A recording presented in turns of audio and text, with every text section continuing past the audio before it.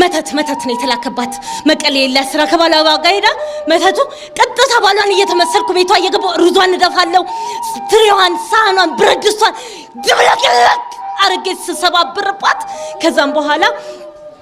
የመጣችን ትስል እናቴ ከዘበኛ ጋር ቁጭ ብላ ነበር የምታመሸው ቤቷን ፈርታ ምሳት ሰራ ምግባት ሰራ ቁጭ ከዛኔ ታያታለሁ ሲጋራ ጭስ አሳያታለሁ ምንድነው ያለች ከዛ አንድ ቄስ ንፍሮና ገንፎ አርገሽ ወርውሪለት አትንካኝ በይዋላት ከዛም በኋላ እንደዛ አረገችልኝ ስታረግልኝ ጭራሽ በቃ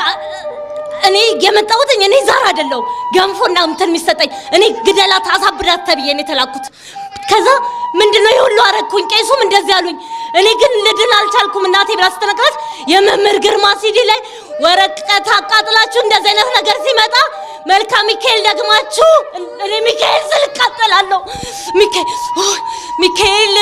ሚካኤል ወይ እንዴት አድርገ ነው መደፋባት የሰራችሁ እገባለሁ ባሏን ተመስዬ በሯን የቆለፈችውን በር ከፍቼ እገባለሁ እኛ እኮ መክፈቻ ምናምን ቁልፍ አያስፈልገንም ለመግባት አይደለ ዝም ብለን መግባት እንችላለን እኮ ዝም ብሎ መግባት ነው ሰው እኮ ዝም ብሎ ነው በቃ